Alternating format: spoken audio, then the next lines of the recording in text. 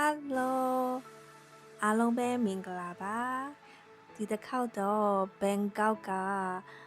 ဟိုတယ်တစ်ခုကို share လုပ်ချင်လို့ပါသူ့ရဲ့နာမည်ကတော့တော်တော်ရှည်ရယ်နော် Marriott Executive Apartments in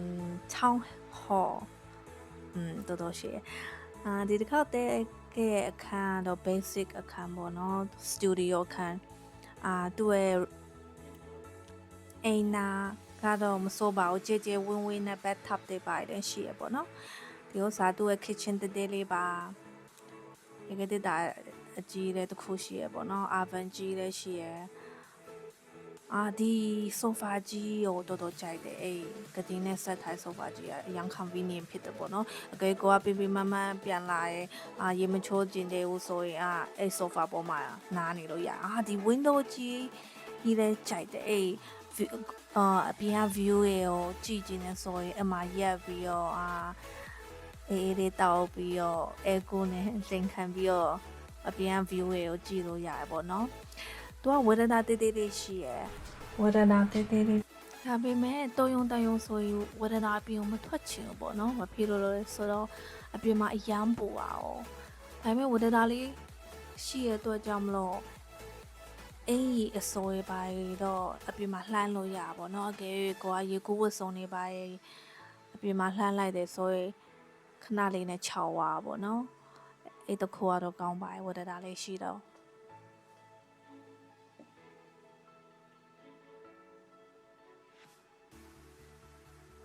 ဒီဥစ္စာတော့သူ့ရဲ့ကတင်က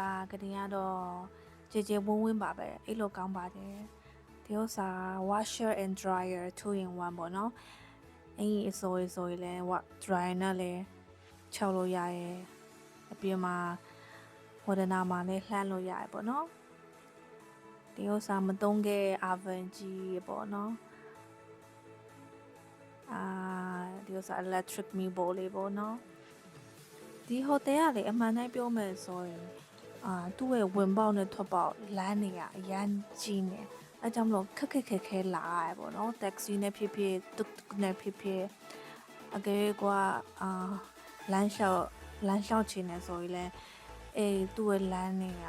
တော်တော်ကြီးကြီးနေခက်ကားရေရှောင်ပြီးတော့ရှောက်ရတယ်ပေါ့နော်ဒါပေမဲ့လမ်းမကြီးဘက်ထွက်သွားပြီဆိုရင်တော့ကိစ္စမရှိတော့ဘူးအမှားတော့ကြည်ဝင်းဖြစ်သွားတာပေါ့နော်သူ့ရဲ့ area တော့ Sukhumvit မှာတုံလော Sukhumvit မှာဆိုတော့convenient တော့ဖြစ်ပါတယ်လမ်းမကြီးရောက်သွားပြီဆိုရင်ဒီဥစ္စာသူ့ရဲ့ swimming pool ကတော့တော်တော်ကြီးကိုလှရတယ်မှာပါတယ်ပေါ့နော်အဲ့တော့ကိုသွားတဲ့ချိန်တော့လည်းလူသိမ့်မရှိတော့တကယ်တနေကုန်အမှာ swimming pool မှာပဲ relax လုပ်ပြီးတော့ရေကူးတနေကုန်နေတော့ရရပေါ့နော်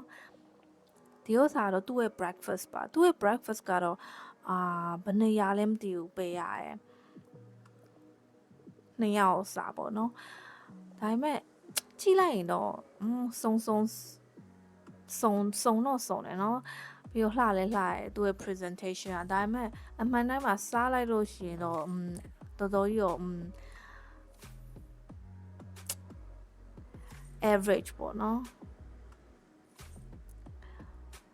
စားလို့ကောင်းတဲ့ hotel buffet ရဲ့မှာတော့မပါဘူးပေါ့အမှန်တိုင်းပြောရင် skip လုပ်လို့ရတယ်ဒီ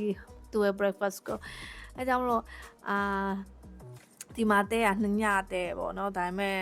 နောက်တနေ့ကျတော့သူ့ရဲ့ breakfast ကိုတော့မစားတော့တော့မစားဘူးပေါ့နော်အပြင်မှာပဲဝယ်စားမှာပိုစားကောင်းတယ်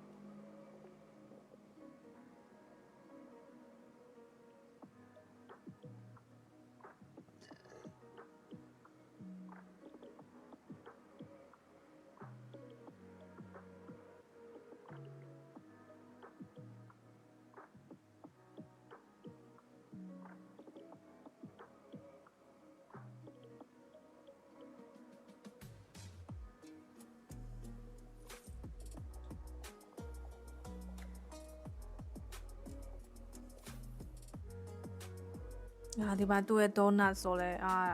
ကြည့်လိုက်ရင်တော့အရင်စားကောင်းလို့ပဲเนาะdonut board တွေပါရှိဒါပေမဲ့အမှန်မှdonut ကမာတောင်ရင်းနဲ့ fresh ဖြစ်တာလည်းမဟုတ်ဘူးဒီဥစားသူ့ရဲ့ gym တော့တော်တော်ကြီးကိုကောင်းတယ်ကြေဝင်းနဲ့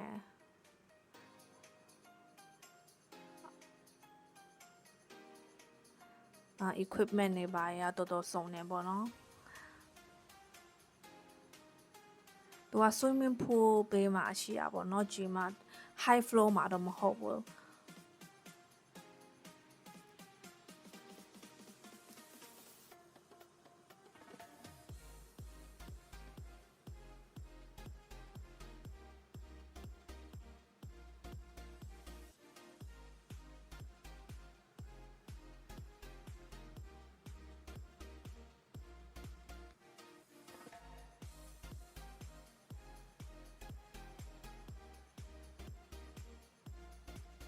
ဒီဥစားကတော့သူ့ရဲ့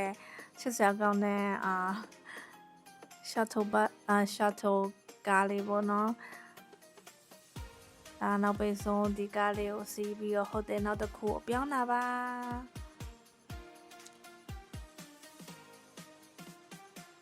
အားလုံးကြည့်ပေးရတော့ကျေးဇူးတင်ပါတယ်နောက်ဗီဒီယိုမှာတွေ့မယ်နော်တတ်တာ